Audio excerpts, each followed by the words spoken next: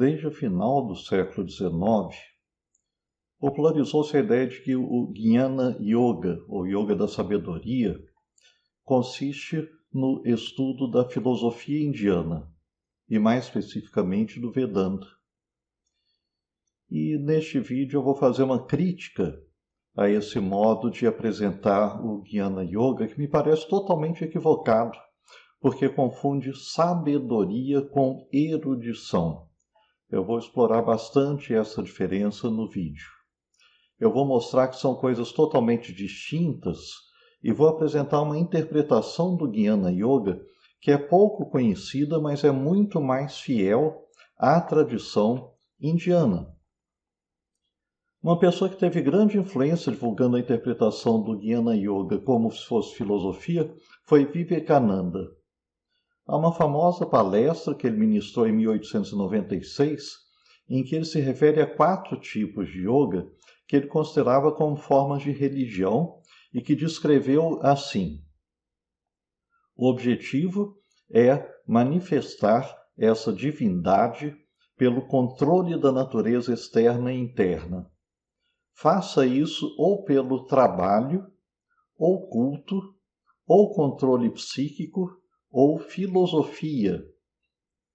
São, então, de acordo com Vivekananda, 4 formas diferentes: pelo trabalho, pelo culto, pelo controle psíquico ou pela filosofia.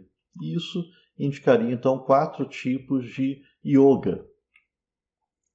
Então, nessa frase, ele está indicando o seu modo de entender 4 modalidades de yoga, as únicas que ele menciona, embora existam muitos outros tipos de yoga. Primeiro seria Karma Yoga, que seria trabalho desinteressado para beneficiar outras pessoas.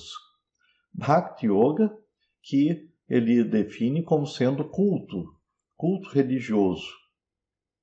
Raja Yoga, que ele considera como controle psíquico, e Jnana Yoga, que ele considera como filosofia.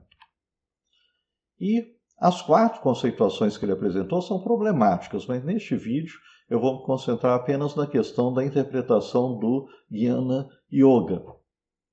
Eu tenho um outro vídeo em que eu discuto a questão do Karma Yoga.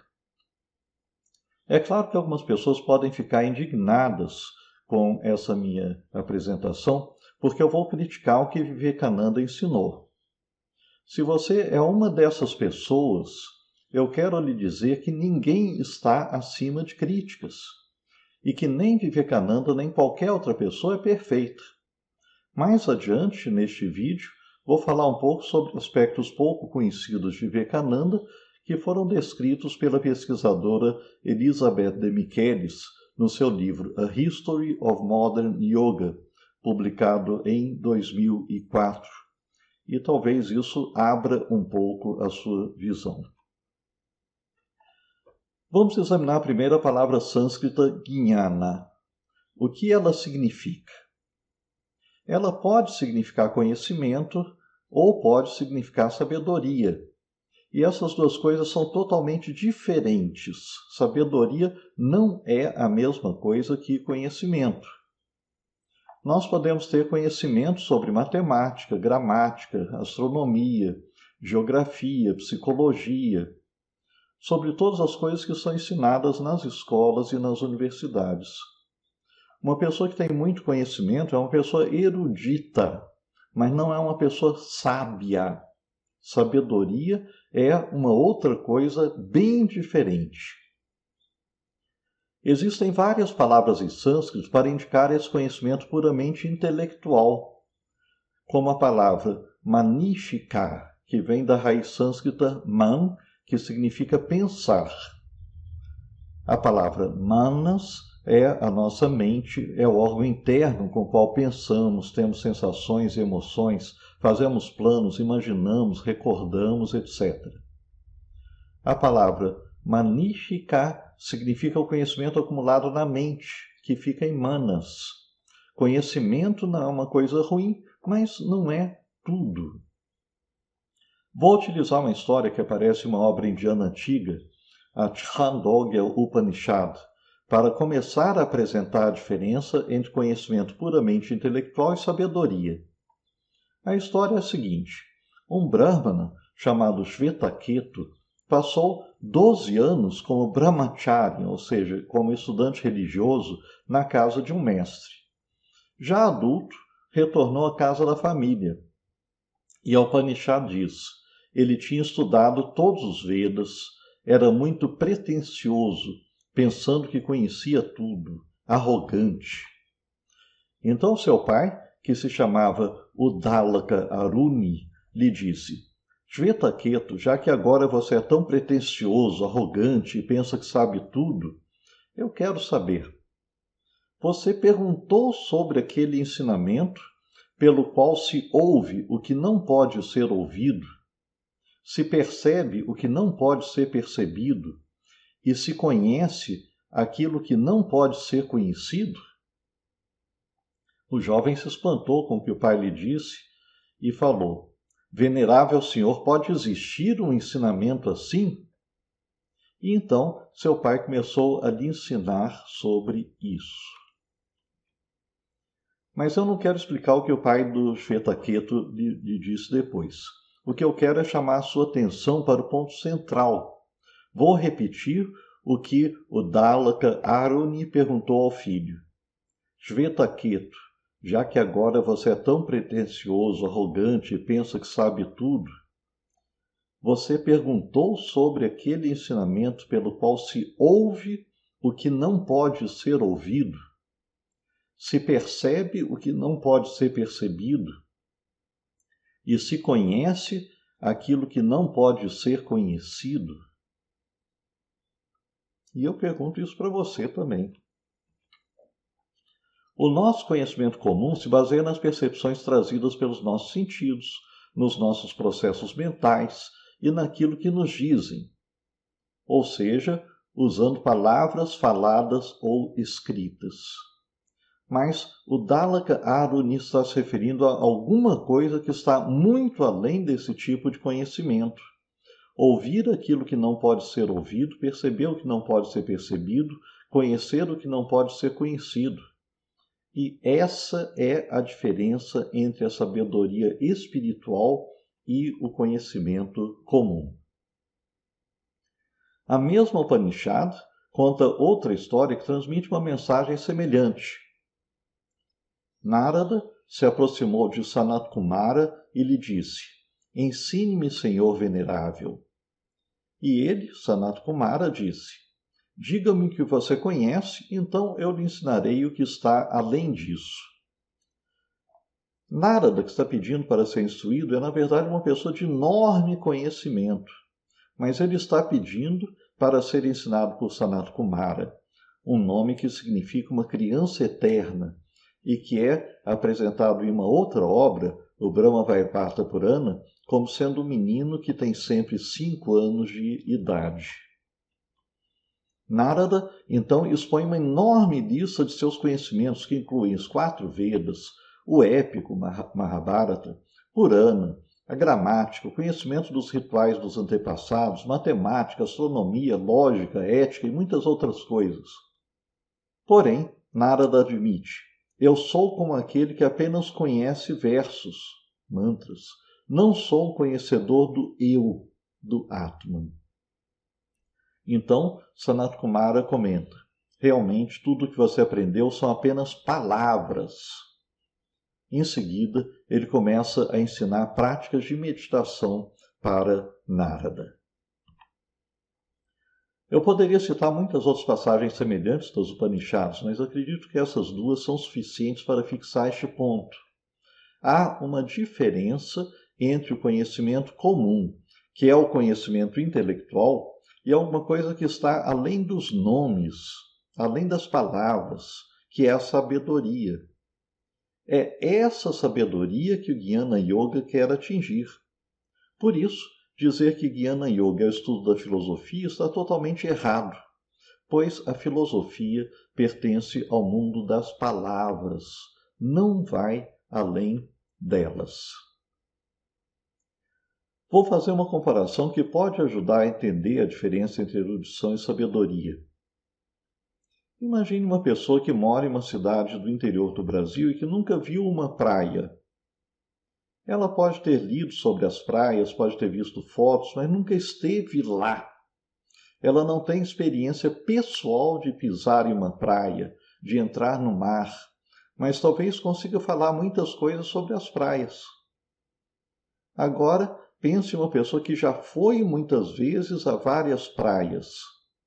Quem é que realmente sabe o que é uma praia? A pessoa que esteve lá. A diferença entre um erudito e um sábio é desse tipo. O erudito leu sobre o assunto.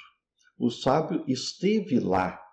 Ele teve contato direto com aquilo que o erudito só consegue imaginar imperfeitamente.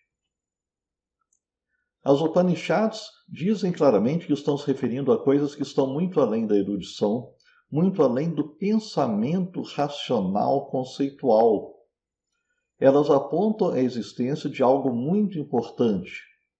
Brahma, o ser absoluto, ou o Atman, o eu mais interno, que deve ser procurado, mas que está além do pensamento.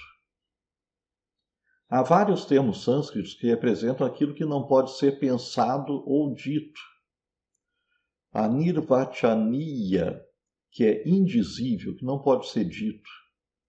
A chintya, impensável, o que não pode ser pensado, que está além do pensamento. A nirdeshya, indefinível, indescritível. A nurya, inconcebível, aquilo que ultrapassa as nossas concepções intelectuais. A tárquia, incompreensível.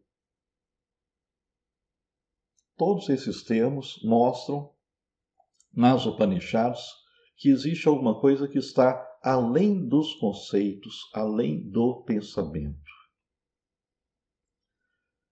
Quando falam sobre Brahma ou Atma, os Upanishads utilizam termos como esses. Indicam que não pode ser visto, é impraticável, impossível de ser captado, indescritível, impensável, indefinível. Ou então, este Eu Supremo, Paramatma, é inconcebível, ilimitado, não nascido, incompreensível, impensável. Sua essência é o espaço. As Upanishads são obras constituídas por palavras e frases. Porém, elas querem levar a pessoa a alguma coisa que está além das frases e palavras. Querem levar a pessoa a ter vivências, a ter um encontro direto com uma realidade que está além do pensamento, além da razão, além dos conceitos. Essa realidade é o eu mais interno, o Atman, e é também o ser absoluto, ou Brahma. Mas pode existir alguma coisa além das palavras, dos conceitos, do raciocínio, do pensamento? É claro que sim. Vamos dar um exemplo simples. Sentir um perfume. Imagine que você está diante de uma flor que não conhecia, então você se aproxima dela e sente o seu perfume. Vamos supor que você fique sentindo intensamente aquele perfume, sem formular mentalmente nenhuma frase, sem dar nenhum nome àquilo que você está sentindo. Você pode ter uma vivência de sensação pura, sem palavras, sem conceitos, sem fazer nenhum raciocínio. Essa é uma comparação muito simples. Mas aquilo que se quer atingir no Jnana Yoga não é uma mera sensação como um perfume, é uma experiência ou vivência dos aspectos mais profundos da realidade.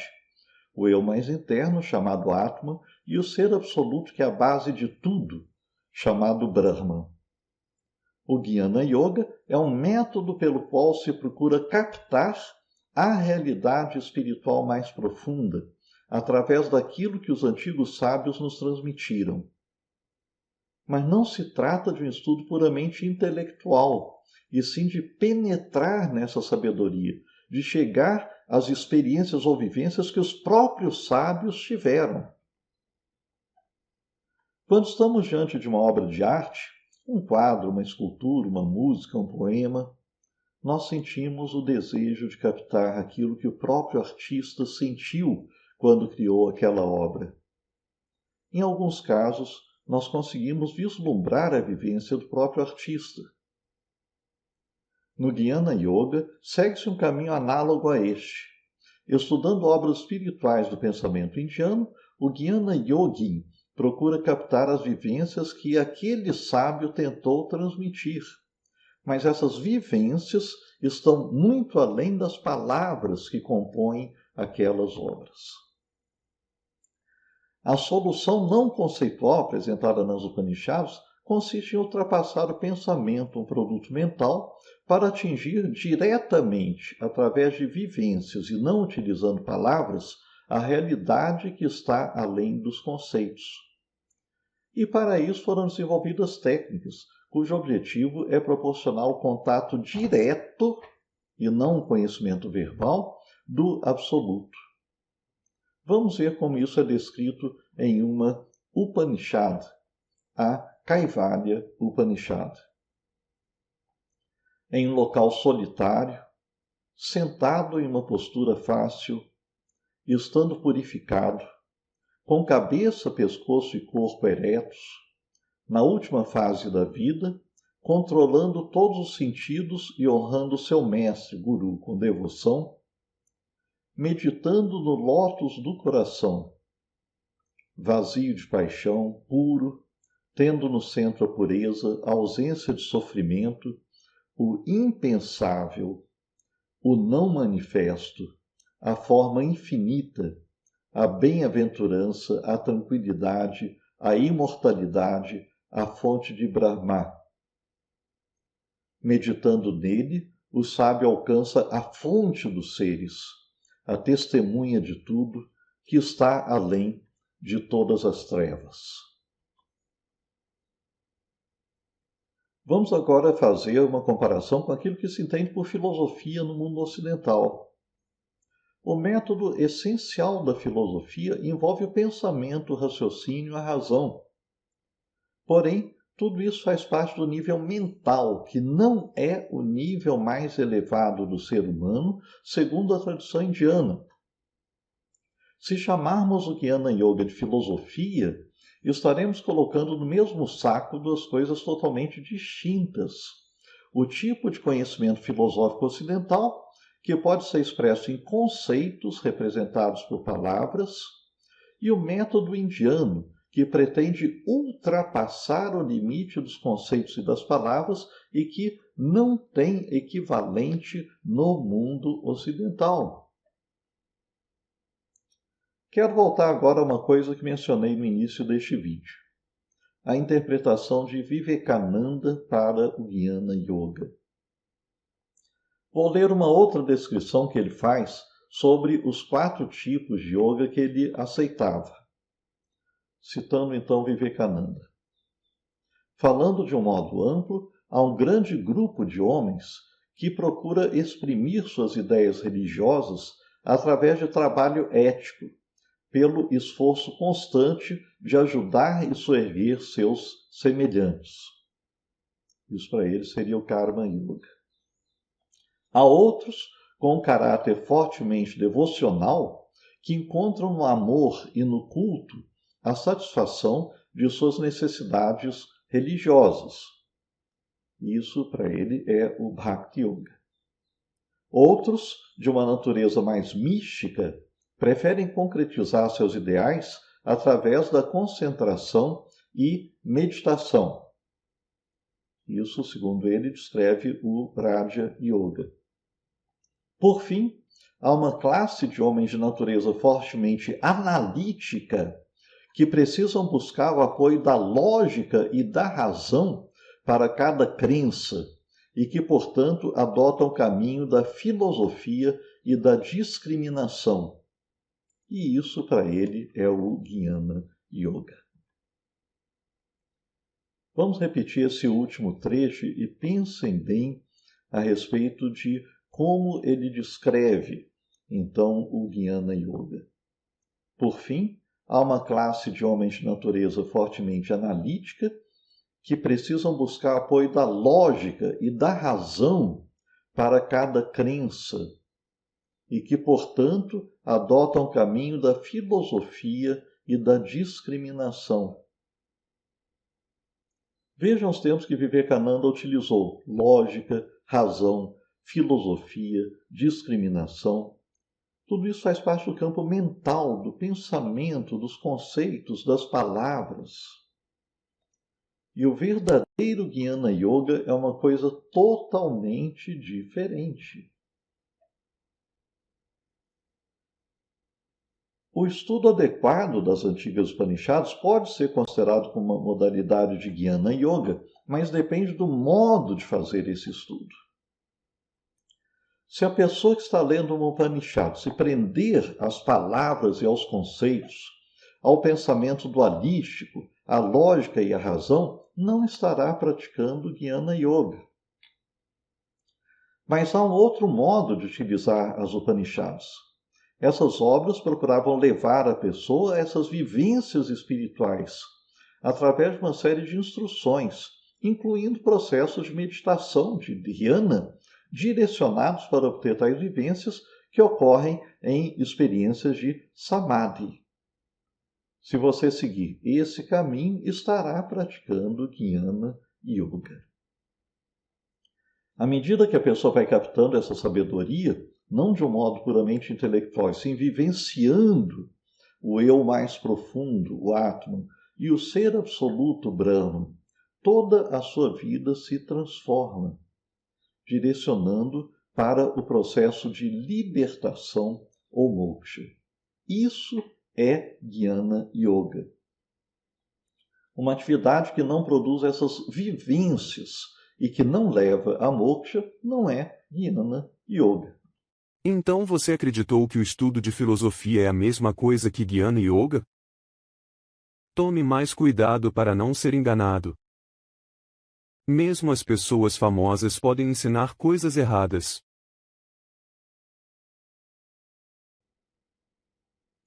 Na tradição indiana, o Jnana Yoga era transmitido por um Jnani, ou seja, por uma pessoa que já havia atingido a sabedoria, que já tinha tido essas vivências infinitas. E o Jnani era capaz de transmitir suas próprias vivências a alguns poucos discípulos que mereciam percorrer esse caminho. Um professor de filosofia ocidental ou de filosofia indiana não possui essas vivências e, portanto, é incapaz de transmitir o contato com o absoluto, com o infinito que não pode ser compreendido. É muito importante fixar essa diferença entre conhecimento intelectual, erudição e sabedoria. Erudição em sânscrito é pandityam, ou panditimam. Significa acumular conhecimentos, ler muito, saber repetir e defender ou atacar doutrinas, fazer citações de obras importantes, analisar e elaborar argumentos usando lógica, etc. Trata-se de algo equivalente à filosofia do Ocidente. É um conhecimento puramente intelectual que pode tornar a pessoa famosa e admirada, mas não transforma os seus valores, o seu comportamento, a sua vida. O erudito, pandita ou panditaka, é aquele que domina o conhecimento intelectual, um conhecedor que muitas vezes é um mero pedante vaidoso. A compreensão intelectual pode ser importante e válida se ela não se transformar em um objetivo último. Há textos de yoga que incluem entre os seus membros a reflexão intelectual, tarka. Compreender o pensamento indiano é uma preparação para as práticas e vivências, ajudando a dar sentido a tudo que vai surgindo. Mas a compreensão intelectual pode ser uma barreira para as pessoas que valorizam demais o pensamento e a erudição, e ficam apenas nisso. A sabedoria jnana, ou vidya, ou pragna, por outro lado, é algo que ultrapassa em muito a erudição e pode prescindir dela. Um sábio pode não ser erudito. Pode ser alguém que não leu nem estudou muito. Como, por exemplo, Ramakrishna, uma pessoa que entrava em samadhi, quase sem querer. Ele não tinha erudição, mas tinha alguma coisa que o erudito não tem. Ele era capaz de captar o significado mais profundo da realidade e do ser humano através da experiência pessoal e direta da sabedoria, Bhavana Gyana, através de vivências. Vivekananda conheceu Ramakrishna e, depois que este morreu, utilizou seu nome e o seu prestígio espiritual. Mas Vivekananda provavelmente nunca atingiu o que Ramakrishna havia atingido. E por isso, aquilo que Vivekananda ensinou é superficial. É apenas um amontoado de palavras que não são o resultado de vivências espirituais profundas. Por isso, ele jamais poderia ter ensinado o verdadeiro Jnana Yoga. Só podia ensinar filosofia. O desenvolvimento da sabedoria através do Jnana Yoga permite à pessoa captar aquilo que os grandes sábios atingiram e nos transmitiram, porém de um modo direto, sem a intermediação de teorias ou do raciocínio. Essa sabedoria modifica totalmente os valores, comportamento e a vida da pessoa, dirigindo-a para um processo de libertação espiritual moksha que não tem correspondente no pensamento filosófico ou religioso ocidental. Portanto, na tradição indiana há uma distinção clara entre o erudito, o pandita, que pode ser considerado como análogo a um professor ocidental de filosofia, e o sábio Jnani, uma pessoa que atingiu a realização da sabedoria e está processando a transmutação interna de todo o seu ser. Não basta adquirir um conhecimento intelectual. Ele deve ser complementado pelo conhecimento obtido a partir da experiência pessoal, Bhavana Jnana. Até aqui, talvez você tenha até achado interessante o que eu falei, mas provavelmente continua a achar que Vivekananda não podia estar errado. Agora eu vou explicar algumas coisas que você provavelmente não sabe sobre Vivekananda. Bem, o nome real de Vivekananda era Narendranath Datta. O seu pai, chamado Vishvanatha Datta, era um advogado que tinha uma atitude racionalista e progressista, no sentido de não dar grande importância à tradição indiana. Uma das escolas em que o menino Narendranatha estudou foi criada e dirigida por um educador escocês. Lá, ele obteve um bom conhecimento do inglês, da religião cristã e da cultura ocidental. Nessa escola, Narendra estudou filosofia ocidental, história da Europa, lógica. Ficou fascinado pelo pensamento do filósofo Herbert Spencer e traduziu um livro dele sobre educação para o idioma bengali. Com cerca de 18 anos de idade, ele se tornou um seguidor do movimento indiano chamado Brahmo Samadhi, um culto religioso reformista que misturava elementos da tradição indiana com o cristianismo e com o pensamento ocidental. Esse movimento negava a autoridade dos Vedas, criticava o culto às divindades indianas, defendendo o monoteísmo judaico-cristão e colocava em dúvida as doutrinas do karma e do renascimento.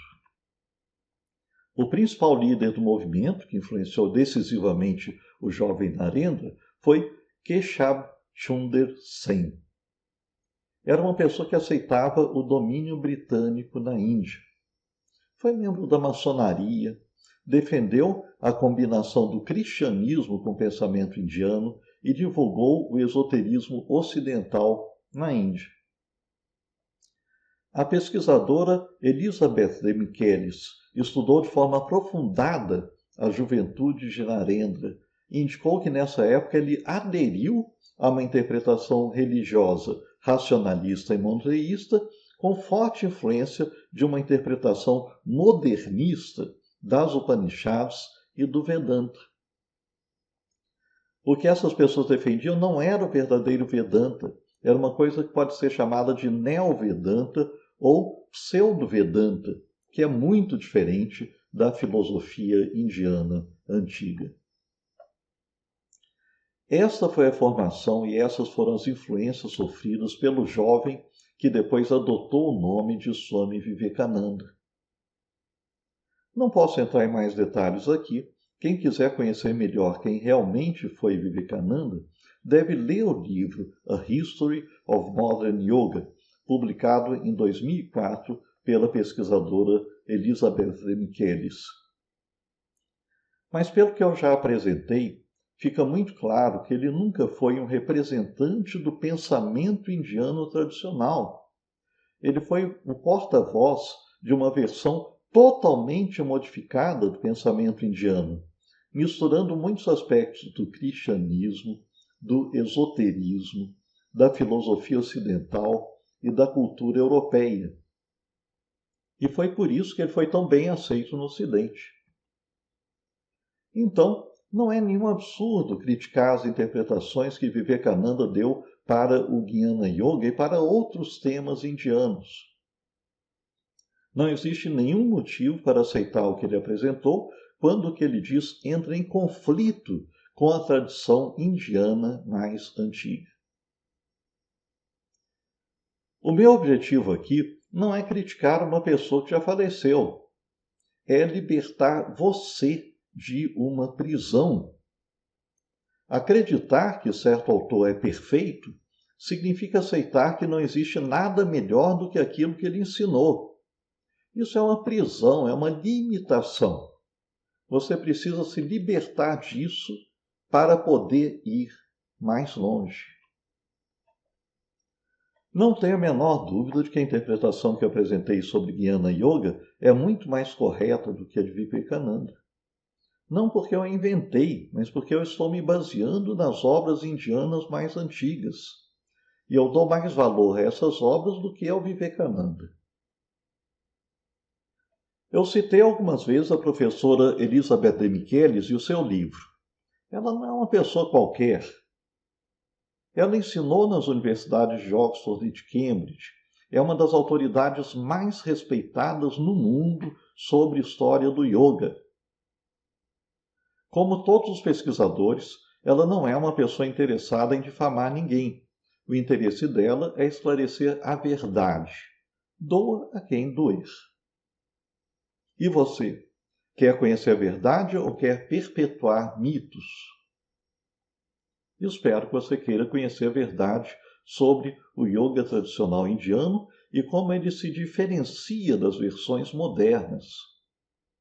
E para isso é necessário estudar as obras originais e não apenas os autores recentes, mesmo se eles tiverem roupas indianas e se eles inventarem títulos para si próprios. Meu objetivo, neste e outros vídeos que estou gravando, é ajudar a divulgar um conhecimento mais correto a respeito da tradição indiana. Espero que você tenha aprendido algumas coisas que não sabia a respeito do Jnana Yoga e que também tenha percebido que deve tomar cuidado com o que lê e ouve falar. É importante adquirir um conhecimento sólido sobre a história e a filosofia do yoga para não divulgar ideias erradas.